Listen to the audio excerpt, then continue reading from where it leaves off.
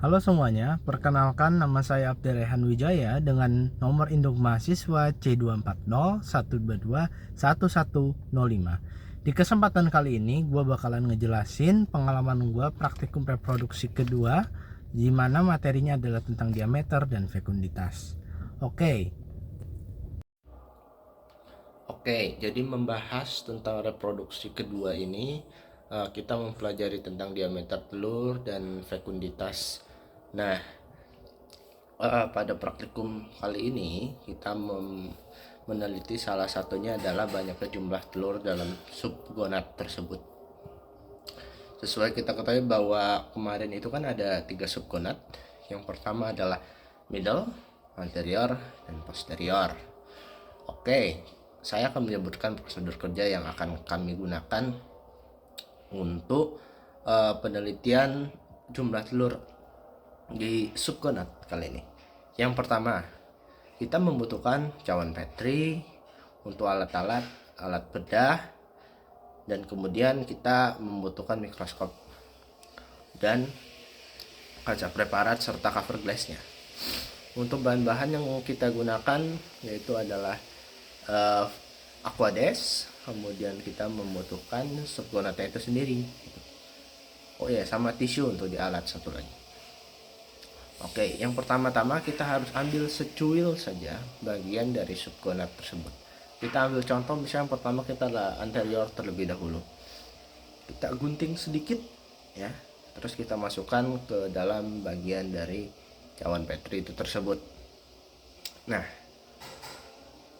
perlu diingat teman-teman bahwa sebelum kita memasukkan subgonat itu ke dalam cawan Petri, kita harus meletakkannya di tisu, yang mana kita harus mengeringkannya, karena kita ketahui dari dalam daerah botol jar itu tersebut pasti akan banyak formalinnya. Karena banyak formalinnya itu dapat menyakiti tangan kita kalau kita kena tangan. Makanya kita harus keringkan terlebih dahulu di dalam tisu, baru kita bisa gunting lalu taruh di cawan Petri. Nah, habis kita taruh di cawan Petri, kita harus memasukkan Aquades ke dalam cawan Petri tersebut. Tujuannya apa? Agar pemburaian telur-telur yang sangat kecil itu, yang ukuran milimeter tersebut, menjadi lebih mudah. Nah, proses ini bisa dibilang cukup susah, tapi nggak susah-susah banget gitu. Dan intinya di proses pemburaian ini kita harus sabar, ya. Kita harus benar-benar sabar, karena jangan sampai nanti kita malah ngerusak si sel telurnya itu sendiri. Nah, setelah sudah, kita bisa meletakkan sel telur yang tadi suka di Aquades itu dalam kaca preparat. Tapi sebelumnya kita harus mengeluarkan sisa-sisa Aquadesnya terlebih dahulu. Jadi biar nanti yang masuk ke kaca preparatnya itu nggak terlalu banyak. Jadi istilahnya cuma dia telur-telurnya sendiri gitu. Nah, habis kita masukkan ke dalam kaca preparat, jangan lupa ditutup dengan cover glass. Ya, Anda pegang cover glass ini harus steril. Usahakan gunakan dengan sarung tangan latte agar tidak ngecap fingerprint Anda. Dan kedua, cover glass dan kaca preparat ini sangat-sangat sensitif. Anda tekan sedikit bisa pecah. Kemarin sudah dibuktikan oleh asisten praktikum saya, Kak Fatimah.